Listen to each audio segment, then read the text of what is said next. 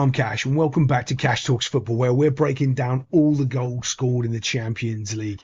And today we're doing Liverpool against Real Madrid. I did actually get to watch this game. Amazing. I actually got to watch a full game of football, and it was quite an interesting game, to be honest. I did think Real Madrid were going to take it to Liverpool and give them a bit of a slap around the head. But Liverpool didn't look like the Liverpool that I'd seen losing against, even like Crystal Palace. If they played like that against this Real Madrid team, they would have get ripped apart. And Real Madrid were playing a lot of long balls forward during this game, a lot. They didn't really do much play through the midfield. They were just sort of lumping the ball forward to Mbappe and to Vinicius Jr. And Liverpool were just eating it up. They were just dealing with it all the time, which is very sort of strange because if you think back a couple of weeks ago, they couldn't deal with a single long ball or a long throw at all. Now, if you watch my live streams on Monday Night Live, I was saying for weeks that without Andy Robinson at the back and their old standard midfield and Ekitike up front, Liverpool were going to struggle. And that's exactly what they had when they played against Aston Villa and won that game. And it's exactly what they had in this game. And there was lots of reasons I went into why that is important and why that needed to happen. And it isn't because the other players are bad or any of that. There's lots of detail in there. So if you go find that Monday Night Live, you can see me rant and explain it all in detail. However, Liverpool kept another clean sheet, which you wouldn't have said that 2 weeks ago, not even a week ago. You go, yeah, Real Madrid are going to get a goal. But they didn't. They didn't really have a good clear opportunity, except for one from Mbappe, which I'm going to show you. His body shape's all wrong when he takes the shot. But Mbappe is one of those players to me that is, let's all say, we all know he's a good player, but I also think he's overrated. And what I mean by overrated is like, there's certain players, like if it was Karim Benzema or like Cristiano Ronaldo, you give them half a chance and they've scored 2 goals. Mbappe needs like 3 chances to get 1 goal. He isn't as prolific as other strikers. It doesn't mean like he's not a good player, but he's not as good as people make out. Like he needs a lot of chances to score a goal, and he doesn't create something on his own. He creates it because he's bigger, stronger, and faster than the other players. And when they take his space away and he has to try to do something, he doesn't know what to do. And that's fine because quite often he gets the space and because he's got teammates that can pull and move the ball around. But you can see that you didn't even really see him in this game at all. But one thing I wanted to highlight was this little slide tackle challenge here. Because one of the things Real Madrid do really well, which you won't see, I haven't seen many Premier League teams don't do this. Quite often, honestly, because if they did in the Premier League, they'd all get booked instantly because they went to the ground. Real Madrid won so many tackles by going to ground to win the ball. And we're going to show you that right here. As the ball comes in, boom, these little slide on the ground tackles. Now, they have like consequences when you get it like this, boom, because he's gone to ground, and obviously little Florian Wirtz runs in here. I also think Florian Wirtz, I watched a bit of this player. He looks a little bit still starstruck to me. You can see that he's capable of so much more, and he's just trying to pass the ball. You can see like he can just take the ball on or shoot or create something, and you can still see that he's nervous. You can still see there's a lot of nerves in this young lad here because he's only like 22, isn't he? And you can still see he hasn't sort of settled at Liverpool, and he hasn't sort of taken it upon himself to control or run the game yet. But you can see that he can do it, that little lad can do it. And also some of the passes I saw him give away is because he's making a pass that he shouldn't be doing. But it's like a bizarre pass behind over here. First off, how did he see it? Second of all, if that comes off, that's amazing. But it's like all he had to do was just keep the ball, run forward and have a shot at goal. Instead, he tries to do something completely obscure. And I think when he gets a little bit more confidence, he will be taking those strikes on. But yeah, a little bit of slidey tackle here. And off Wirtz goes down the right hand side. Just put the ball across and Courtois saves them from going 1-0 down right here. But this is what I'm talking about with Real Madrid. How exposed they are on the counter. Now, you can't ever rule them out for the Champions League because it's Real Madrid, but on first glance, you're going, this isn't a team that's going to win the Champions League. But even that, we all said that about Paris Saint-Germain at the start of the season, didn't we? And we all know how that ended up. But yeah, this should have been a goal. This is the advantage of having a great goalkeeper coming out, shutting the gap, shutting the space down, gets a big hand to it and saves it. Honestly, this is the difference of a proper striker and a midfielder falling under the shot. If this is a Mo Salah or Ekitike, I think this is in the back of the net, but it's not. It's Don Slobosai, who had a great game. And we're going to talk about him as well because he kept shooting from the same areas and Real Madrid didn't have an answer for it. Great save by Courtois. And if we just have a little look here, this is where Slobosai just kept shooting and trying to find this far corner, and Courtois saved like 2 from him from doing it.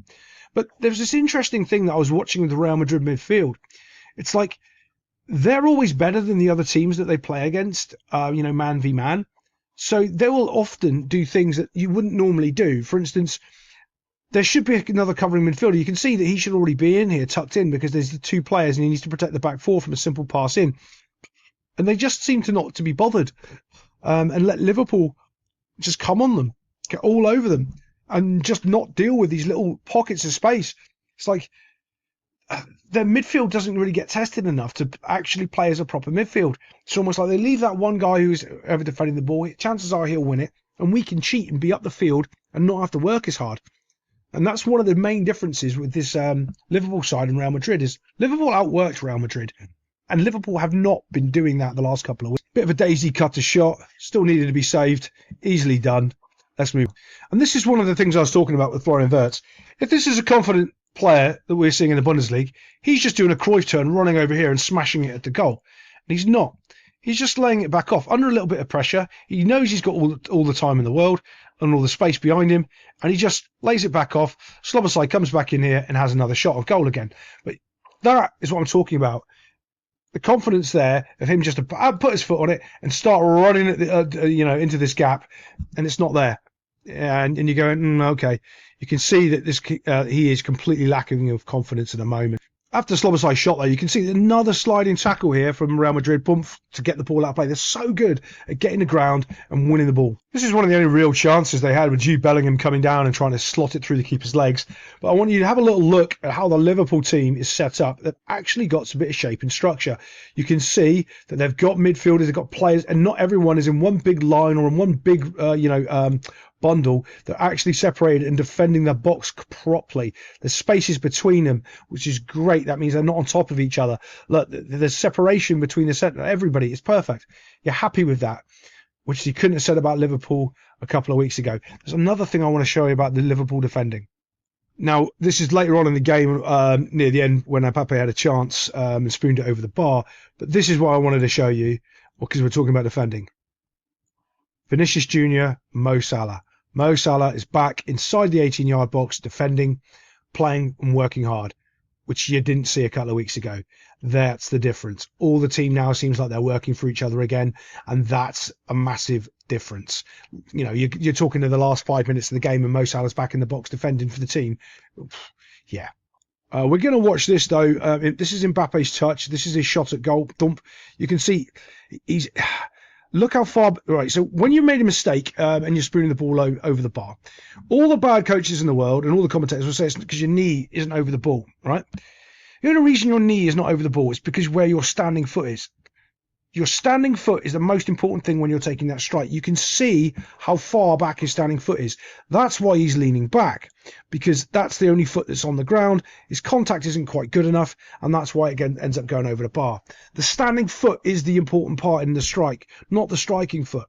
Because if the standing foot's correct, the striking foot will go through the ball and hit the ball correctly. It's one of the most overlooked things in football. Everyone prattles on about all this other stuff. Oh, get your knee over the ball. The knee is a symptom of what's wrong with the technique. They're not telling you how to fix the technique. This is why these people don't know anything about football. It's like saying, oh, you've got a nosebleed.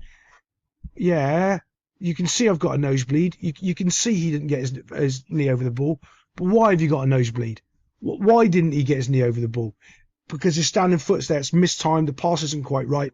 Lots of different factors. It's like saying, oh, did you get a nosebleed because you fell over and fell on your nose? Or did you get punched in the face? There's many different reasons you can have a nosebleed. There's many different reasons why his knee's not over the ball. And talking about the symptom doesn't fix the problem. And that's one of the biggest things in coaching is you need to understand the problem, to identify it, to explain it. This is how you fix it. Because if you can't give a solution, don't just point out he didn't get his knee over the ball. Don't give me the symptom. I know the symptom. I know I've got a nosebleed. Like, help me fix the problem. Why the guy bashed me in the face, or the door sprung open and hit me in the head with the spring light, whatever it might be. Fix the problem, not the symptom. But let's move it on. This is the goal. I'm only going to show you. I might show you in another angle in a second. But I think this is the most interesting one because you can actually see he's completely unmarked. And it's the quality of ball manages to just drop straight on his head. He's one of the shortest players on the field, Alexi McAllister, and still manages to get himself a goal. And he also blasted it right at Courtois. So that might be Courtois' weakness. Kick it at him, not anywhere else. If you kick it at him, he can't get it, apparently. So it's straight at him. Dosh can't react fast enough. It's in the back of the net box. When I first saw this, clearly it's not offside. I don't know why they took 2 days trying to talk about that. When I first watched this, though, I was watching Alexi McAllister, and I think his job was to actually block the runner so Van Dijk could have the header. I think that's actually what's going on. And people are going to go, oh, yeah, that makes sense because you got one person blocking, so Van Dijk can get a free header, except for the ball didn't end up going to Van Dijk. It ended up dropping onto McAllister's head. And he gets himself a free header. One little last point. Apparently this kid he came on, everybody kind of knows his name, and the Liverpool fans booed him, which I'm all about.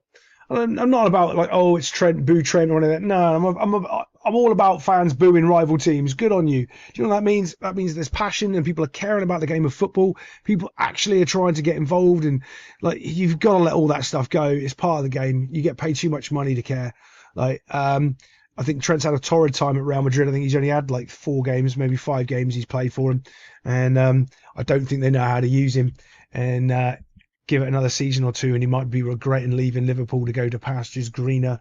And yeah, but it was nice to see Trent on the football field not being injured. But I think he's played him going over to Real Madrid. Might have played him his way out of going to the World Cup, which would be a disaster. I think that'd be a wrong move.